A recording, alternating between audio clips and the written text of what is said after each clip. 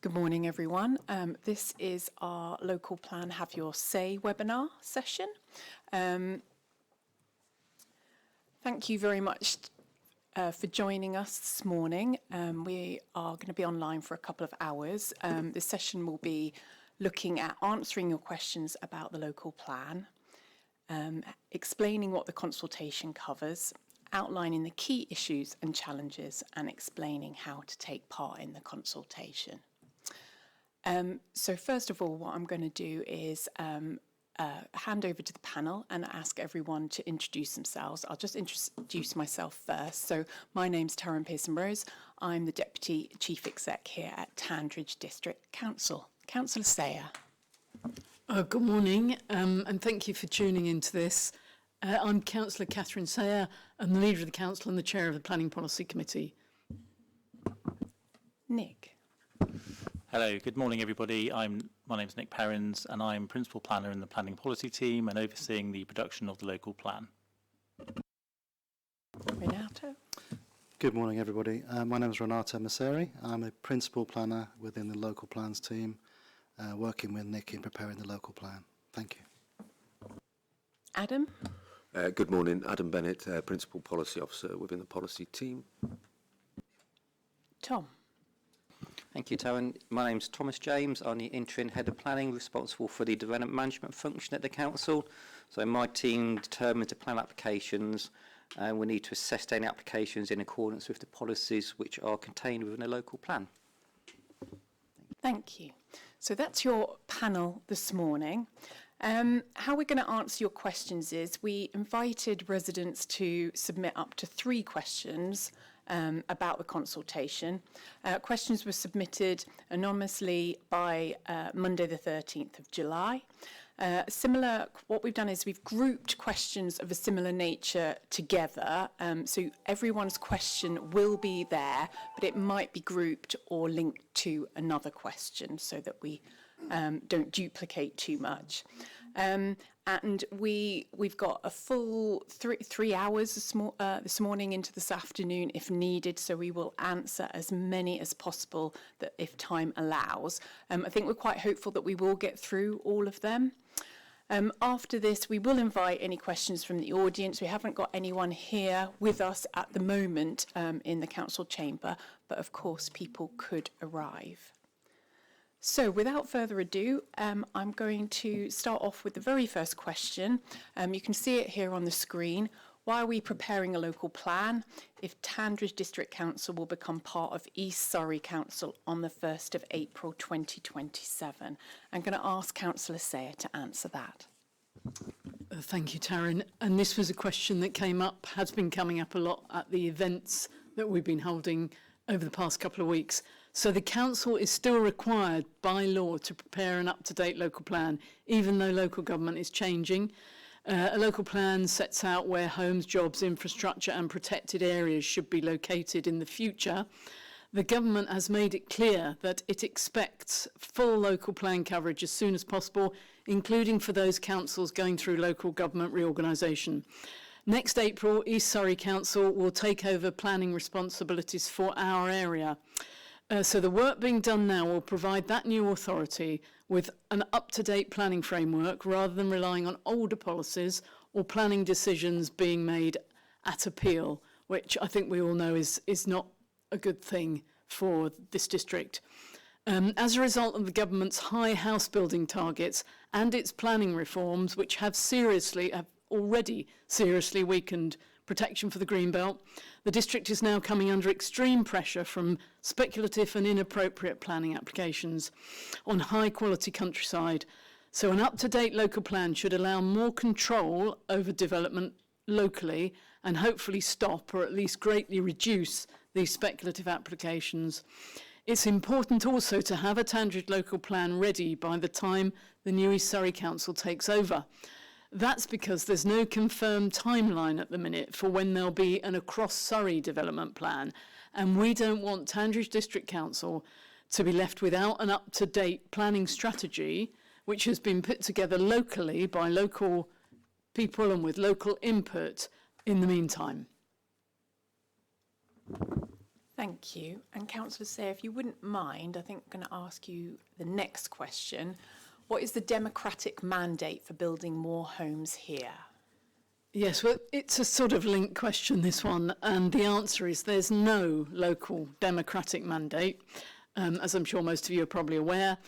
The high housing targets have been set by national government, and local planning authorities such as Tandridge District Council are required by law to try to meet that target, which the government has set them. Government policy dictates that we must now assess the Tandridge Greenbelt with a view to releasing some of it for development in order to meet the government target, and we think there will have to be some of it because we haven't got enough brownfield land in the district. The council's new local plan must be in accordance with the government's new rules for it to pass examination, which it needs to go through from a planning inspector. Local residents, so you, community groups and councillors, can influence the content of the plan through the consultation process by commenting on where you think development should go and what infrastructure needs to be provided. Thank you, Councillor Sayre. Okay, our next question is looking really at housing needs. Adam, why do we need more homes in the Tandridge district? Thank you. Yes, the government requires councils to plan for future housing needs using a national calculation known as the standard method. For Tandridge, this means planning for around 819 new homes each year, which equates to 12,285 homes over the minimum 15-year period. This is intended to help address housing shortages and improve affordability, although many councils, including Tandridge, note that these targets are significantly higher than previous requirements. Thank you. Thank you, Adam. And if you might answer the next question, which really looks at a particular sort of demographic of our residents. Will more small homes and bungalows be provided to help older residents downsize? Yes, the council is considering the housing needs of different age groups and household types. National planning policy encourages a range of housing choices, including homes suitable for older people. The types of homes needed in Tandridge will be informed by evidence, including the Housing and Economic Development Needs Assessment, the HEDNA. Are you able to say what HEDNA stands for? Yes, sorry, it's the Housing and Economic Development Needs Assessment. Thank you. And Adam, sorry, another one on the same theme really. How much affordable housing will be provided and what types of affordable housing are planned? Thank you. The amount of affordable housing required will be informed by local evidence on need and then viability tested to ensure it can realistically be delivered through the development process. Affordable housing is defined by national policy and can include social rent, affordable rent, shared ownership and other recognised affordable housing options. The final requirements including the minimum proportion of social rent homes will be set out in the local plan policies. Thanks, Adam. Now going to turn to a sort of another theme of questioning around sort of the more strategic and green belt. Nick, what would happen if the council did not allocate enough land to meet the housing requirements? Thank you, Taryn. Well, if the council does not identify enough land for new homes, the local plan could well be rejected by an independent planning inspector when we get to examination. In this scenario, it would make it harder for the council to control where development happens and increase the likelihood of speculative planning applications being approved on appeal, which is the situation we're dealing with at the moment without an up-to-date local plan. However, having an up-to-date local plan gives the council more control over where development takes place and helps to ensure growth happens in the most suitable and sustainable locations. The council is also planning to meet an appropriate level of housing reflecting the district's various constraints and will look to evidence this through the examination process. Thanks, Nick. Next one, how can we stop development on greenbelt land where there are no existing buildings and our infrastructure is already under pressure? Thanks. Yeah, this is obviously a really difficult issue we're dealing with at the moment. The answer is, at the moment, national planning policy requires the council to consider all reasonable alternatives before looking at the greenbelt land in the district. And the council is currently doing this by looking at opportunities in the built-up areas. We're carrying out what's called an urban capacity study with the express purpose of minimising release from greenbelt land. However, if housing and development needs cannot be met elsewhere, then national planning policy also requires us to look at the greenbelt and to consider that through the local plan process. Before any land is allocated, the council must assess issues such as infrastructure capacity, transport impacts, environmental impacts, impacts on local communities, and also things like landscape character. So the overarching approach is that if we are going to go into the greenbelt, we look at the most suitable locations with the least overall harm to both greenbelt policy and other factors.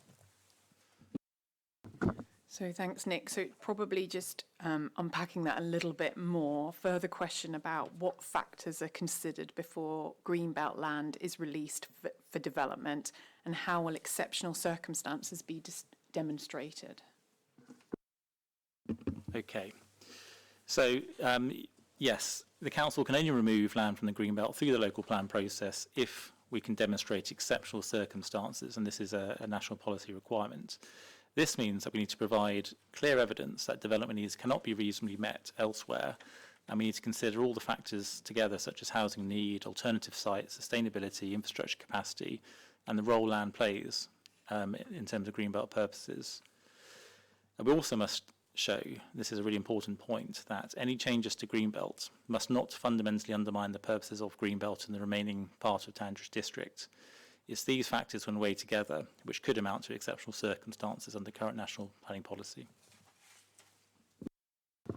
Thanks, Nick. Tom, I think the next one come to you if that's okay. So we hear a lot about grey belt now. What is the council's approach to grey belt land? Yes, thank you. Yes, grey belt is a term introduced in national planning policy around in 2024 by government. It's defined nationally as land in the green belt comprising previously developed land, which is generally brownfield land, and or any other land that is not judged to contribute strongly to the green belt purposes of controlling unrestricted sprawl of large built-up areas, preventing neighbouring towns of merging, and preserving the setting and special character of historic towns. The council is carrying out a greenbelt review to identify whether any greenbelt land exists in the district. Identifying land as grey-belt does not automatically mean it will be developed.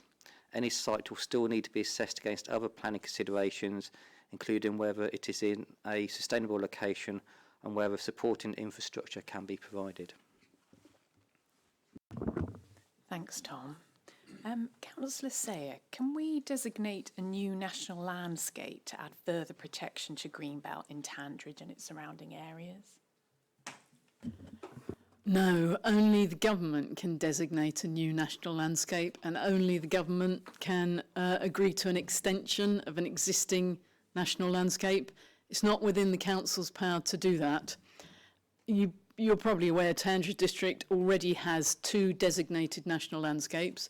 The Surrey Hills National Landscape, which is towards the north of the district and the middle of the district, and the High Weald National Landscape, which is in the south of the district. These designations cover a substantial part of the district and provide strong protection for areas of recognised landscape quality. In addition, the Surrey Hills National Landscape is currently being considered for extension, and that includes significant additional land within Tandridge District. In fact, there's more of the extension within Tandridge District than any other part of Surrey, so it's quite a big change for us. But national landscape designation is awarded nationally, and it's based on strict criteria relating to landscape character, scenic quality and natural beauty.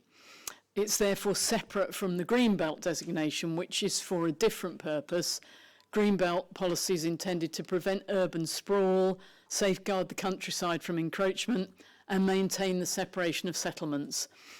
So as a result, a new national landscape designation or an extension of the existing one would not be the mechanism for providing additional greenbelt protection.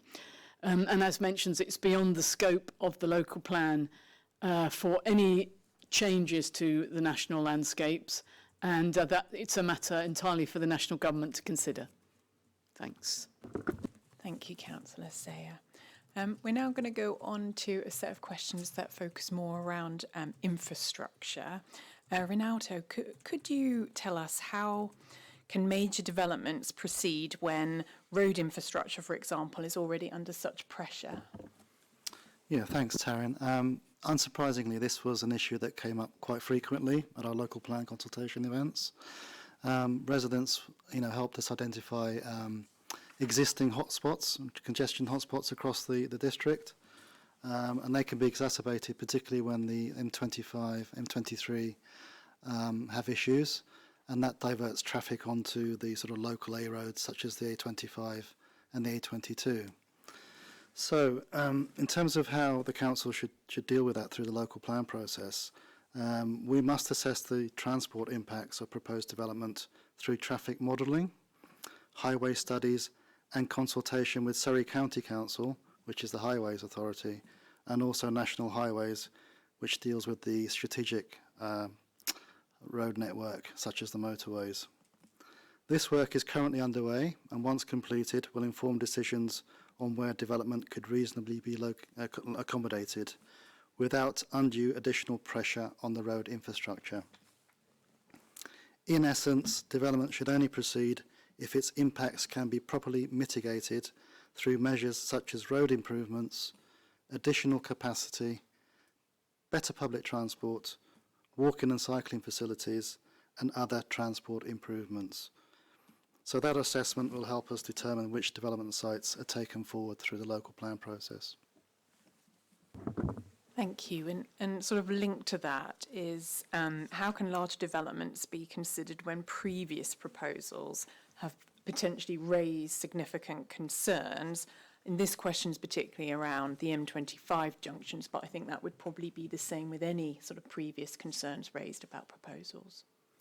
Yeah, thanks, Taryn. As you say, it's very much linked to the previous question. So in essence, any proposed site must be supported by detailed, up-to-date transport evidence, which is underway.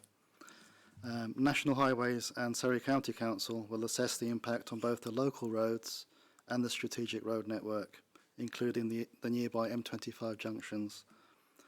If a site would create unacceptable traffic problems that cannot be addressed, that would be a major factor when deciding whether it is suitable for development.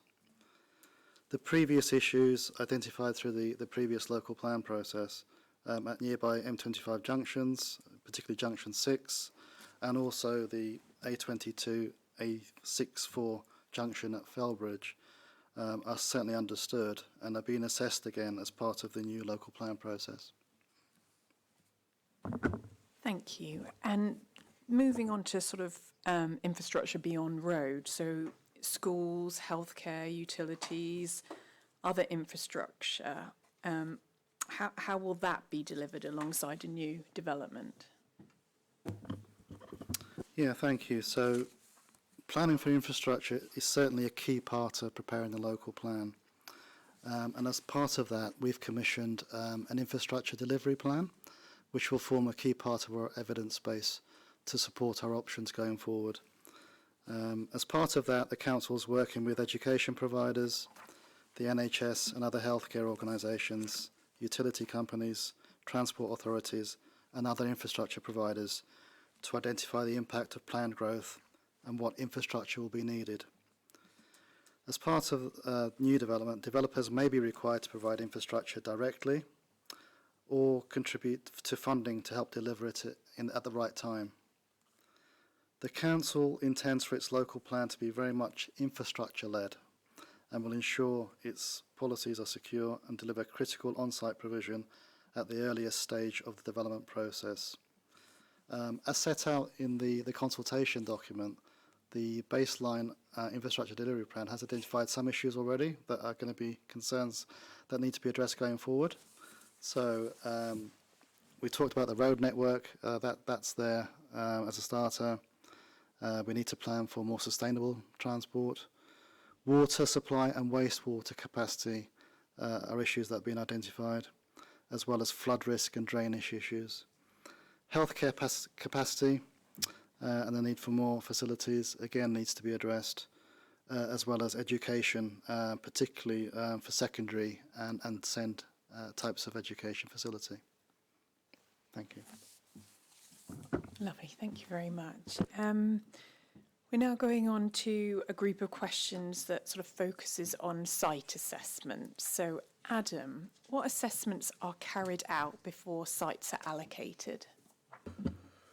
So every site is assessed against a wide range of factors, including flood risk, highway access and traffic impacts, greenbelt considerations, heritage impacts, national and local landscape impacts, ecology and biodiversity, infrastructure capacity, sustainability and land contamination and other environmental constraints. An initial assessment has already been carried out through the Housing and Employment Land Availability Assessment, the HELAR, which was published to accompany the current consultation. Many sites will require further detailed assessment before any decision is made about whether they should be allocated or not. Thanks, Adam. And moving on to sort of the next stage, how are sites identified in the first place, and does inclusion in the consultation mean the site will definitely be allocated? Yes, so sites have been submitted by landowners and developers and members of the public through the local plan process in response to the council carrying out several call for sites exercises. It is these sites that provide the pool of sites the council is considering. Including a site in the consultation does not mean it has been approved, selected for development or granted planning permission. All sites are subject to assessment, consultation feedback and further evidence before any decisions are made. Some sites face significant constraints that may make development difficult. Even when a site is allocated within a plan, it still needs to go through the nominal process of gaining planning permission. Thanks, Adam. And there's a few questions about specific sites. WAR 011 and WAR 012, not sure if that's how I'm saying that is the right way. How are traffic and transport impacts being assessed for these sites? Yes, so these sites are being assessed in the same way as all the other submitted sites. The council is working closely with Surrey County Council to assess the traffic generation, highways capacity and wider transport impacts through modelling and technical studies. No decision has been made at this stage, and consultation responses and technical evidence will help inform the future decisions on these sites. Thank you. And then a Bletchingley site, so BLE 004. Why is this site being considered, and what conclusions have been reached so far? So the site is being considered because it was submitted through the local plan call for sites process. The council is currently assessing issues such as the flood risk, ecology, biodiversity, access, highways, heritage, landscape impacts and infrastructure requirements. Its inclusion in the consultation does not mean it has been selected for development, and no final decisions have been made on this site as of yet. Thanks, Adam. Nick, perhaps you could tell us about Stansted Road, Beech Grove, Caterham, and why that site is being considered despite previous concerns. Yes, thank you. So this is a new local plan process, so we are required to assess all submitted sites using the latest available evidence, and this site was resubmitted for consideration. And also previous concerns do not automatically rule a site out, given it's a new process. So, but we do have to consider whether those concerns still exist, and we are aware of those. We are looking at those very carefully, and we are looking at whether they can be addressed and whether the site could help meet housing needs if those concerns can be overcome. The key point is no decision has yet been made on this site, and it will remain under consideration until we finish the evidence work. Thank you. Nick, another site. If homes are built at Red Hill Aerodrome, how will healthcare services, the road network, existing communities, flood risk, school provision and other infrastructure cope with the increased demand in the area? Yes, we fully understand the proposal that Red Hill Aerodrome could well have significant impacts if not mitigated appropriately, and this very much came out of our South Nutfield consultation event where we met local residents and who expressed their concerns to us. So we're treating those very seriously, and we're working very closely with the site promoter on their proposals, but also infrastructure providers to test whether and also test the type and scale of development and what infrastructure is needed to support a sustainable new community on that site. So things which will have to come forward as part of that development will be appropriate access points, sustainable transport such as bus provision, schools, and they're proposing both a primary school and a secondary school within that site, a new doctor's surgery, employment land, key worker housing for the hospital and other community facilities. And these proposals are set out in the consultation document, which explains a bit more about what's proposed for that site. We will also be looking, if it does go forward, to ensure there's a substantial green buffer to the northern part to ensure South Nutfield remains separated and keeps its identity as its own community. So that has been looked at very carefully. But overall, any development proposals on this site will need to be supported by further evidence and detailed assessments. These are going to include consideration of the education needs, pupil forecasts, infrastructure required, transport impacts, and so forth. And we're going to work very closely with our infrastructure partners to ensure that any development in the site can be delivered appropriately. We also recognise that flood risk will be a key consideration, and we'll be working with the Environment Agency and our consultants to look at whether the flood risk issues on the site can be mitigated. So overall, a lot of work to happen yet, and we are looking at that very carefully before we make any decisions about whether this site is included in the plan or not. Thanks, Nick. Moving on to a slightly different area. Tom, if new HMO policies, housing of multiple occupation, are introduced, how would they apply to existing HMOs and future proposals? Thank you. New planning policies generally apply to future plan applications only rather than existing lawful developments. Therefore, that existing HMOs would normally remain lawful. Any new HMO proposals will be assessed against policies in place at the time a plan application is considered. And the council has recently introduced what called an Article 4 direction in the Caterham area to restrict the formation of new HMOs, and we're looking at introducing policy guidance for this area in a new local plan. Thank you. And along the same lines, would the council consider providing or supporting additional parking facilities for residents living in flats and HMOs? The council considers parking needs through planning policies and when reviewing development proposals through the development management process. Where justified, developments may be required to provide appropriate parking. Any wider public parking provision will depend on local need, available land, funding and broader transport objectives. In all cases, parking standards are set by the County Council.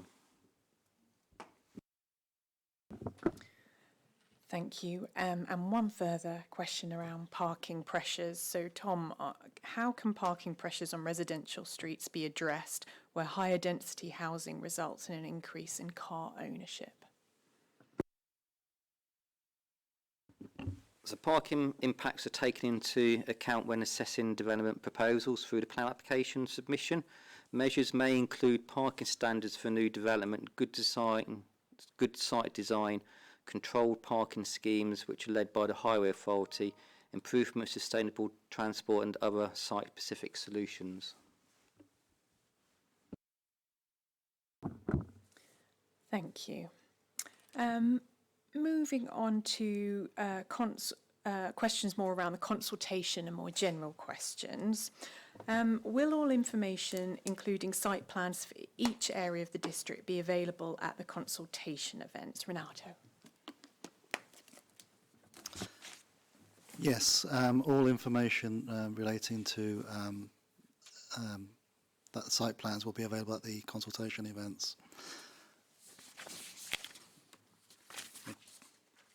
Sorry, apologies.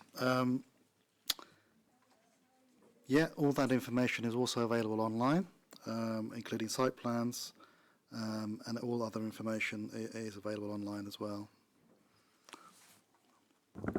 Thank you. I thought the information boards at each of the consultation events were really, really good. So all available, albeit that we have one consultation event left this afternoon, but residents can find all that information online Renata, back to yourself. Why are current planning permissions not being shown on plans and maps as part of the consultation?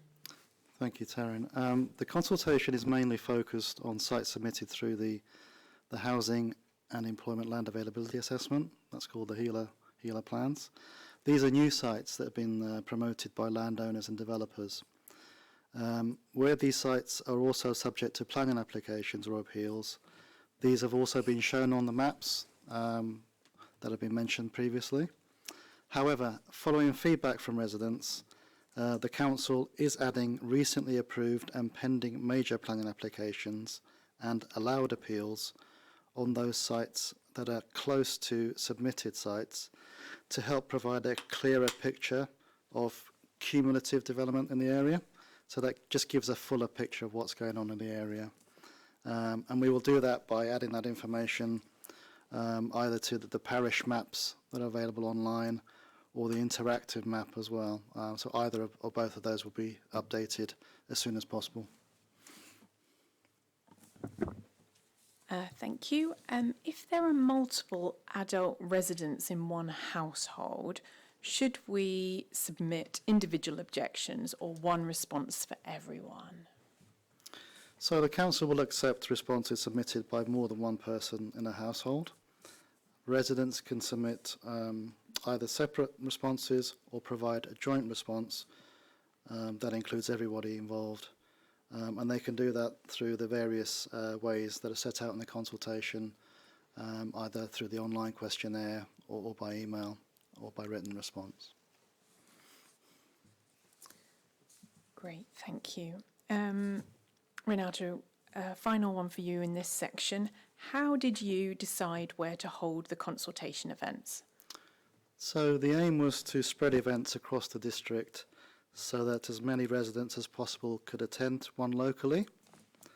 8 events have been arranged throughout various parts of the district, and they include Wallingham, South Nutfield, Hurst Green, Lingfield, Smallfield, Caterham Valley, South Godstone and Tatsfield, which is happening later today. Together, we believe that these locations provide a broad geographic coverage across the district and give opportunities for residents to attend an event near them. And that seems to be supported by the events we've held so far, where they've been certainly well attended in many cases. Thank you. Nick, will residents have the opportunity to comment on future Greenbelt and settlement hierarchy assessments? Yes, thank you, Taryn. So the answer is yes. Once these pieces of evidence are ready, they'll be published on the website, and residents will be free to comment on those and tell us their views as they come out. And we'll make sure we update our local plan database when these items are published, so people are aware of them as broadly as possible. Thank you. Thanks, Nick.